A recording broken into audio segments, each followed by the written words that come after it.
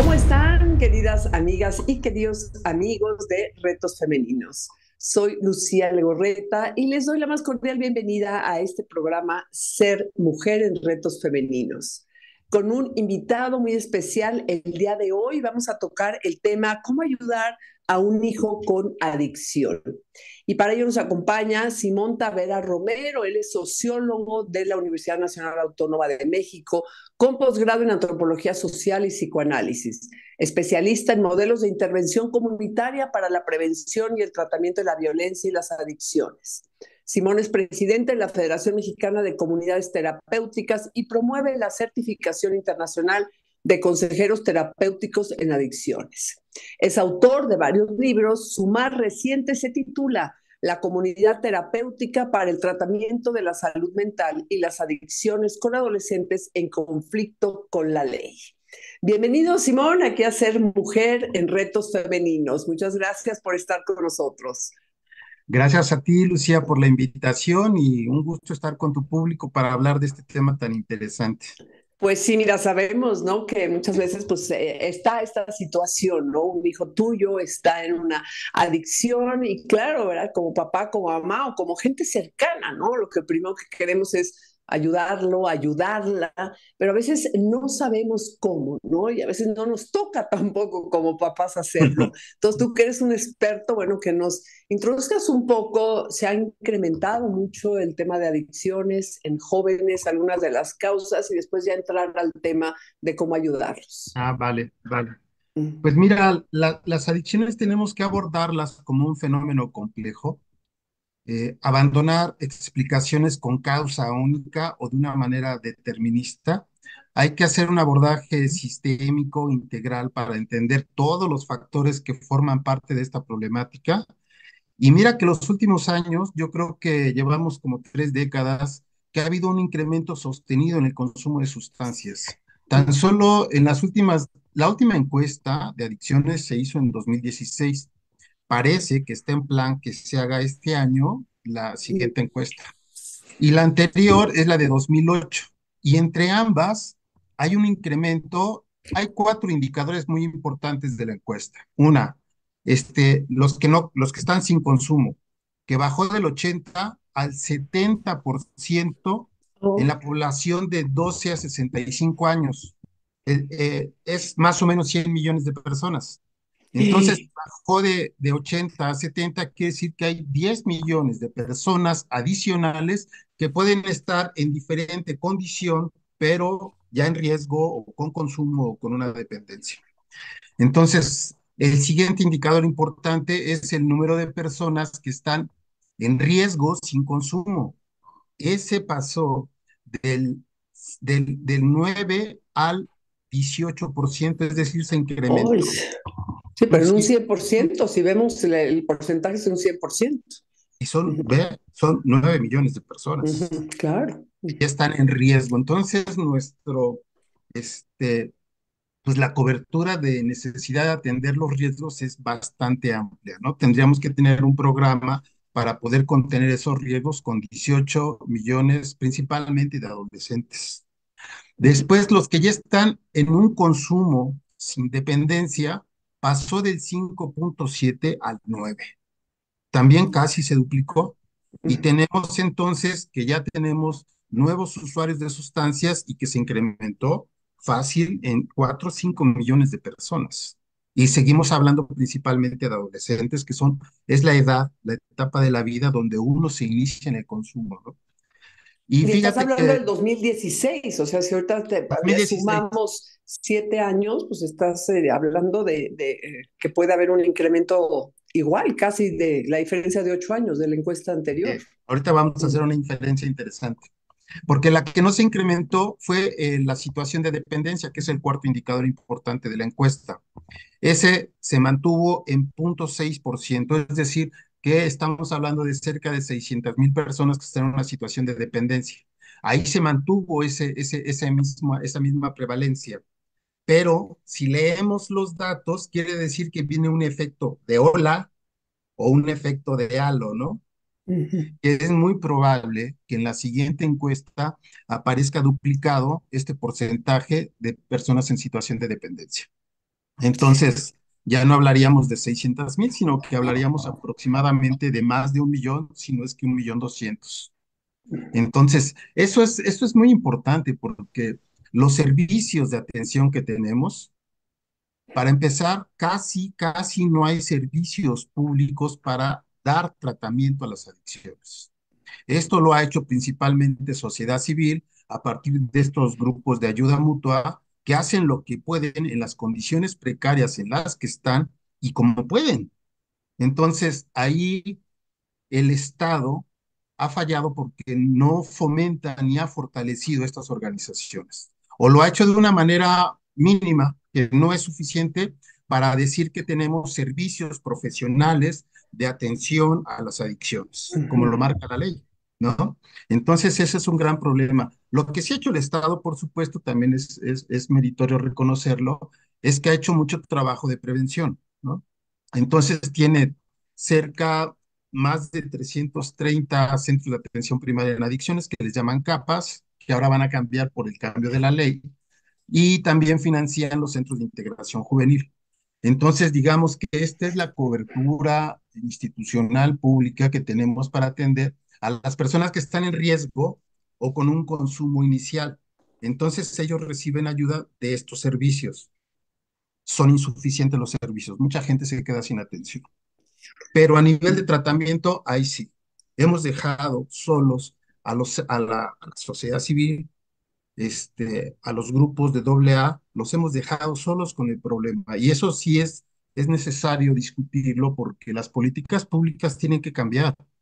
Ahora hay una modificación a la Ley General de Salud en donde se va a priorizar la intervención comunitaria por sobre las hospitalizaciones y se va a exigir más que se respeten los derechos humanos y solamente cuando haya consentimiento informado las personas reciban un tratamiento. Es decir, que los usuarios de sustancias que están en esta condición pueden no querer el tratamiento. Ahí hay otro dato importante.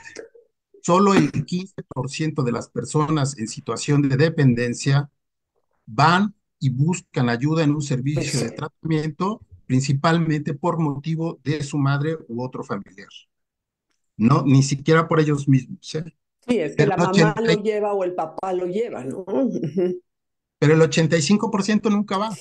Ay, ujú, Entonces, ese simple dato, si decimos que organizamos políticas públicas con base en evidencia, ujú. ese simple dato nos debería de llevar como ciudadanos, como servicios públicos, como políticas públicas, a pensar en un modelo de intervención territorial, de intervención comunitaria. Si las personas con esta problemática no acuden a un servicio público en un hospital o en un servicio residencial o ambulatorio, hay que ir donde están ellos.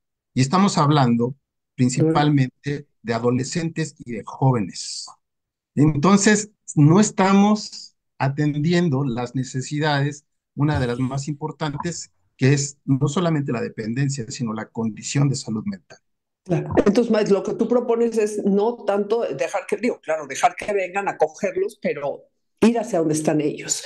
Ahora, Simón, yo sé que no es fácil la pregunta que te voy a hacer porque hay muchas son las causas, ¿no? Pero tú en tu experiencia, en tu trato que tienes, yo sé que tratas mucho con jóvenes, ¿cuáles vendrías siendo las principales causas pues, más relacionadas con la familia, con el entorno en que viven ellos? Que Ujú. nosotros, ¿verdad? Como mamás o como abuela o como gente que estás tú con ellos o que nos estamos viendo, podemos nosotros en algún momento pues modificar. ¿Qué les lleva a estos jóvenes a buscar una adicción? Yo sé que hay una presión social de los amigos, de la aceptación del grupo, pero también hay una insatisfacción personal, ¿no? Una Eh, inconformidad con la vida, ¿o tú cómo ves? Mira, en primer lugar, hay que abandonar todas estas explicaciones que han estado de moda y son las que han prevalecido en la historia. Explicaciones centradas en la droga, en sus características y en los efectos que tiene.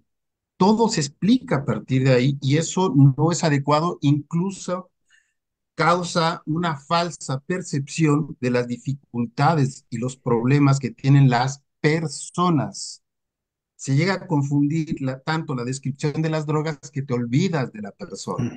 Quien tiene la problemática es la persona en su totalidad. y la droga pasa a ser una variante que se incorpora en una dinámica de vida social, de vida familiar, de vida comunitaria, de vida personal. Entonces, hay que repensar cómo explicamos nosotros las adicciones y principalmente hay que imaginarnos el encuentro entre la droga y un adolescente para que haya una situación de dependencia. Esto va a depender principalmente de las condiciones de salud mental del adolescente, de la persona adolescente, del tipo de relación familiar que Claro, tenga, su nivel de salud mental también, de las condiciones comunitarias en cuanto a venta, exposición y consumo y hasta normalización del consumo de drogas. Y también a nivel social, la capacidad de acceso a los derechos humanos, como es la educación, la salud, el arte, la claro. cultura. Entonces, si ves todo este paraguas, tenemos que trabajar en todos esos ámbitos. Mira, Islandia logró algo maravilloso. Ellos lograron bajar la prevalencia del consumo de sustancias en jóvenes en un 50%. ¿Qué Wow. hicieron ellos? Las drogas obviamente activan todo un proceso interno, reacciones del sistema nervioso central, dopamina, serotonina y demás. Entonces, esto se excita en el sistema nervioso. Pero esa función también se produce de manera natural y endógena con otras experiencias del ser humano. Alguien que se para en el público, alguien que canta una canción, que sale en una obra de teatro, que lee un libro, también genera esas endorfinas. Claro. Mm. Y entonces lo que hacen los de Islandia es, por un lado, dotar de experiencias sanas en esos procesos energéticos que tiene la persona, condicionando el acompañamiento del padre varo al adolescente en estas actividades. Y le dieron al clavo, le O dieron sea, al les dieron clavo. una estimulación, vamos a llamarla así, pero en positivo. O sea, algo que Sí, a claro, ellos les llamaba la atención, pero que no los perjudicaba, que no tenían, vaya, para que no tuvieran que recurrir a la droga. sí. Sí, porque si nosotros podemos también mirar el consumo de sustancias como una economía del deseo. Es decir, si tú tienes varias maneras de tramitar intereses, necesidades, gustos, y lo haces con tus amigos en la escuela, en el teatro, muchas posibilidades de satisfacción emocional, entonces tú tienes una diversificación de tramitar elementos satisfactorios. Pero si no tienes nada de esto y aparece la droga como único satisfactor, entonces quedas atrapado ahí porque es tu única posibilidad, no solamente de estar en otra condición, sino también de solventar muchas situaciones de angustia, de depresión, de dificultades, ¿no? No, y la Entonces, adolescencia, Simón, es cuando se está forjando, ¿no? La identidad personal, la identidad sexual, cuando la autoestima tiene un gran peso, entonces cuando el adolescente no encuentra ahí, pues tiene que buscar por otro lado. Ahora, yéndonos un poco al tema de lo que queremos ver, que yo quería aprovechar tu experiencia, si tú, ¿verdad? Como familiar, vamos a llamarlo, de un adolescente, ¿sí? Te das cuenta, ¿no? Que está en una adicción, ¿qué haces? Porque tú me dices, muchos de los papás o la mamá son los que los llevan, ¿no? Al centro de rehabilitación o al centro de tratamiento. Pero ¿qué hacer, no? Porque sí, creo, yo he platicado con varios papás y es una impotencia tremenda, porque por supuesto que quieres el bien de tu hijo, pero no está en tus manos muchas veces. sí, fíjate que hay muchas investigaciones, muchas bastante interesantes, sobre todo tratando de explicar qué es lo que no debemos hacer, para empezar, ¿no? Y fíjate que haciendo una investigación justamente con adolescentes que tienen consumo de sustancia y luego están institucionalizados, por ejemplo, que estén encarcelados, privados de la libertad. Se hizo un estudio con este tipo de familias y se encontró algo de veras sorprendente, porque la pareja conyugal, los padres, es fundamental en la cuestión del desarrollo, de la salud mental del hijo, de los cuidados y demás, ¿no? Pero también para lo contrario, ¿no? Para que se pueda enfermar, para que no lo cuiden y Claro. demás. Entonces lo que se encontró es que este tipo de familias van arrastrando generacionalmente déficits afectivos. y conflictos no resueltos. Entonces, cuando tú llegas de tu familia de origen, encuentras una pareja y arrastras mucho este tipo de problemas, entonces vas a tener una relación conyugal donde aparentemente tú te ibas a liberar de tu familia, te ibas a emancipar y ahí vas a encontrar o buscar tu propia familia y tu felicidad. Pero en realidad se vuelve en un territorio donde se ponen en escena nuevamente todos esos conflictos no resueltos. Llegan a tal intensidad, a tal grado, que los conflictos son masivos y la relación conyugal se agota en sí misma, con la incapacidad de poder ver a los hijos. Entonces, la relación parental, es decir, el cuidado que deberían de tener con los hijos, no existe porque no los ven, porque toda su energía se agota en ellos mismos. Y aparte, ellos no portan modelos de crianza que traigan de sus propias familias y que se haya ensayado el acompañamiento, los cuidados, el ver sus necesidades, ¿no? Uno puede recordar fácilmente a sus propios abuelos y uno dice, bueno, a mi padre lo pusieron a trabajar en cuanto se pudo. Si hablas una familia del Bajío, pues había mucha participación desde la niñez en el campo y se veía como cómo cubrir una necesidad económica, el tipo de organización familiar, lo afectivo y la sexualidad quedaban abandonados. No. Ahora tú imagínate cuando estamos hablando desde el embarazo, desde la concepción, la primera crianza, a hijos que no han sido vistos. Claro. Esa es la madre de todas las patologías, ¿eh?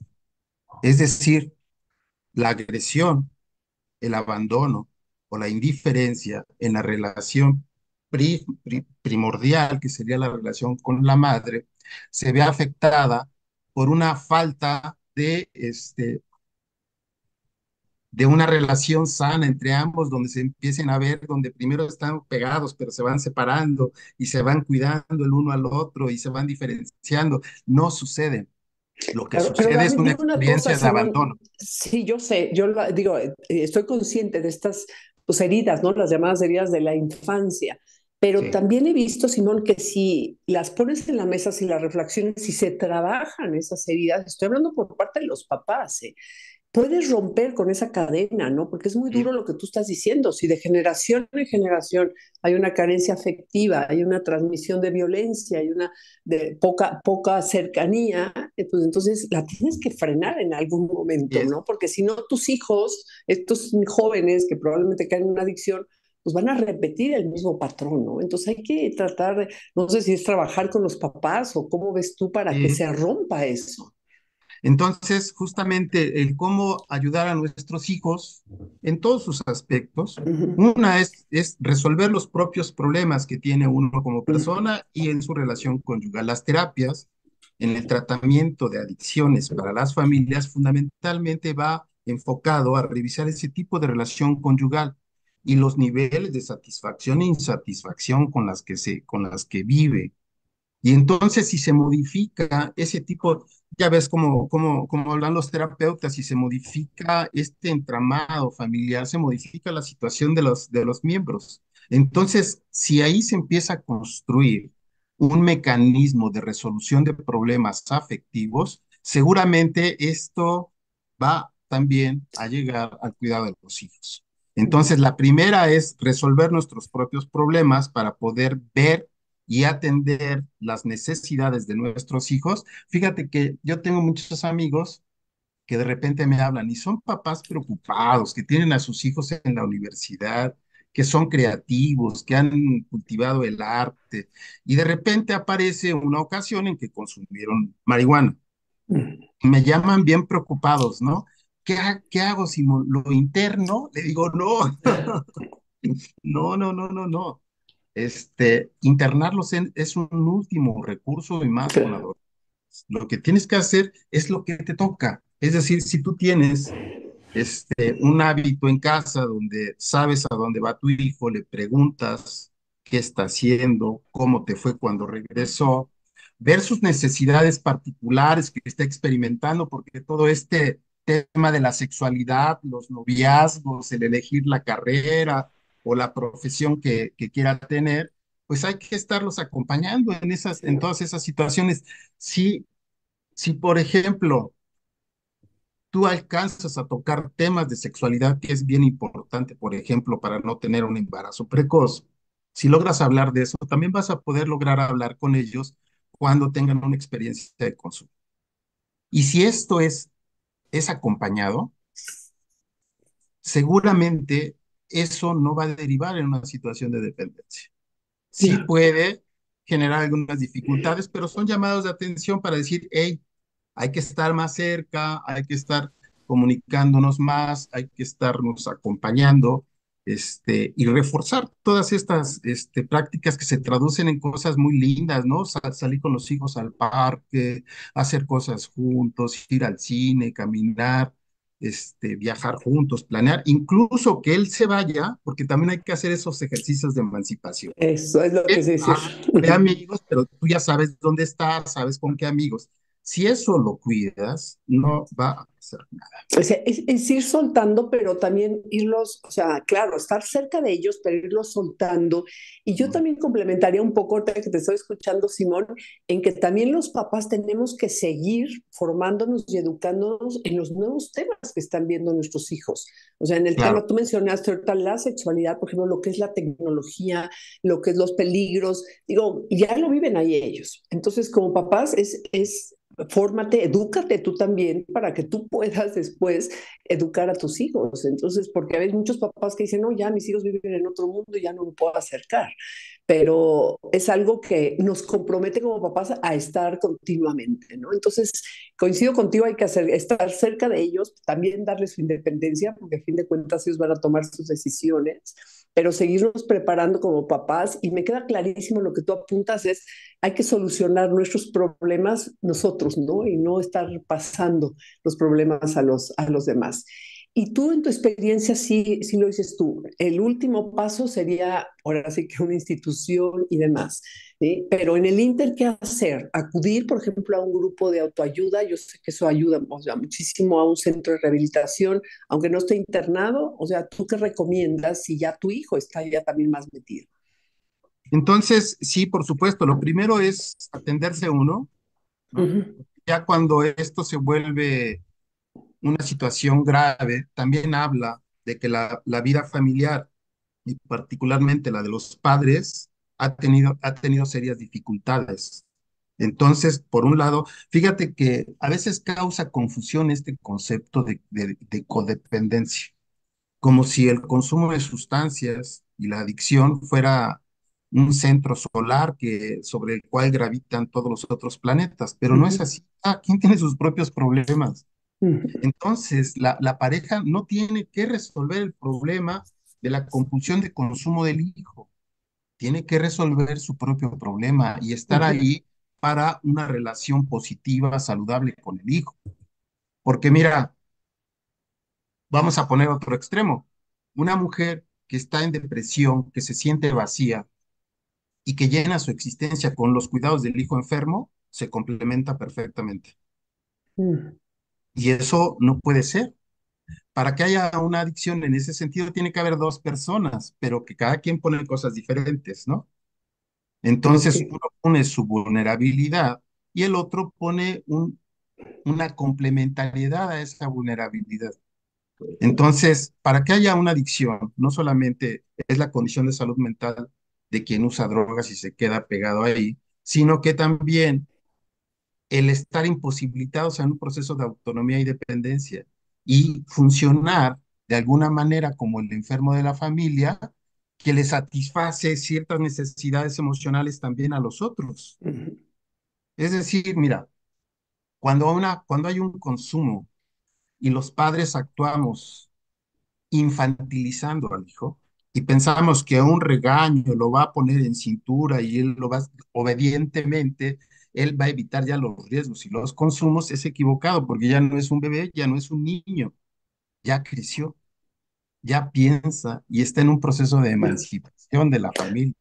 claro. Entonces lo tienes que tratar de otra manera, no como un niño. Como un niño. Pero si tú estás convencido que un centro de ayuda, un centro comunitario, un centro especializado en adicciones puede ayudar, o sea, definitivamente, ¿no? Yo he visto a muchos papás que no pueden solos, como tú bien dices, hay que apoyarlo, hay que darle el cariño, la parte afectiva, la comunicación, pero ya la parte de tratamiento en sí de la adicción, no sé si estés de acuerdo conmigo, esa sí hay que dejarla a gente profesional como tú, ¿no? O sea, gente que sabe, ¿sí? Tratar ya una adicción. Sí, porque mira, la ayuda que se puede tener mediante la ayuda mutua 12 pasos es un nivel que te proporciona algunas herramientas para el cuidado. Pero cuando ya vamos a situaciones de salud mental más grave, entonces por supuesto que se necesita Ujú, desde un enfoque científico y una práctica profesional supervisada donde ujú. tú puedas afrontar los problemas que están ahí. Ahorita, por ejemplo, estamos llevando un proyecto muy interesante con el CEJU y estamos trabajando con adolescentes en conflicto con la ley. Y de veras, yo antes Wow. pensaba que las personas en situación de calle era la población más golpeada, con mayores rezagos, con una salud mental deteriorada y todo en negativo, ¿no? Pero ahora que vamos ahí, no, ahí están en las mismas condiciones de vulnerabilidad, pero de este lado se ha desarrollado más la agresión individual y grupal, Ujú. ¿no? La agresión que se convierte en violencia y que después se, también se transforma en repetidas transgresiones a la ley. Entonces, allí está más difícil el campo de trabajo.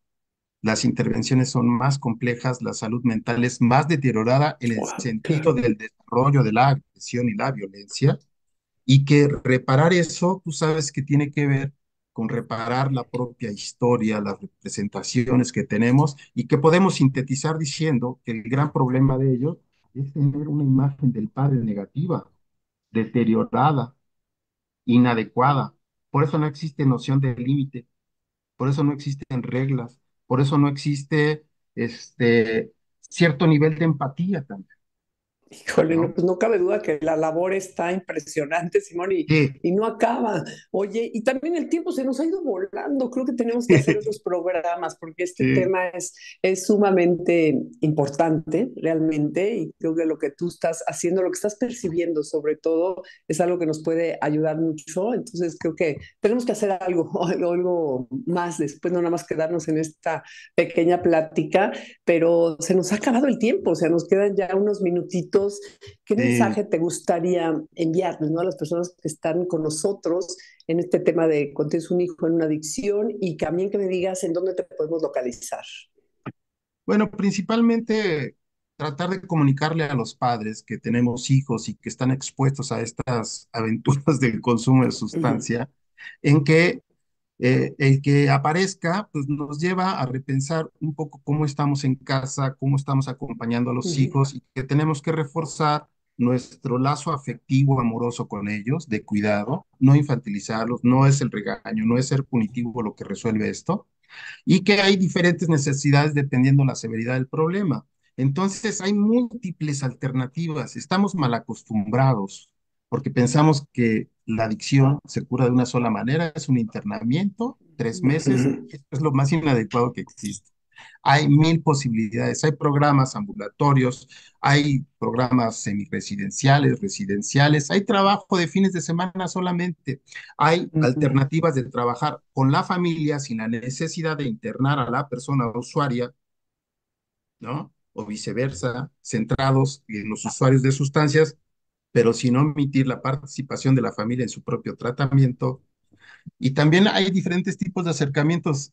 Yo creo que la gran dificultad ha sido que como el Estado y la academia no se ha metido mucho al tema de las adicciones, ¿no? Entonces, por eso es que nos queda una sola posibilidad y que todo el mundo conoce, que son los grupos de ayuda mutua, pero lo que nos señala eso es que no hemos activado procesos formativos, educativos y de servicios públicos que atiendan esta problemática. Entonces, bueno, eso nos lleva a nosotros a tomar las cosas, los problemas, tratar de hacer iniciativas nuestras y cuidar mejor a nuestros hijos, ¿no?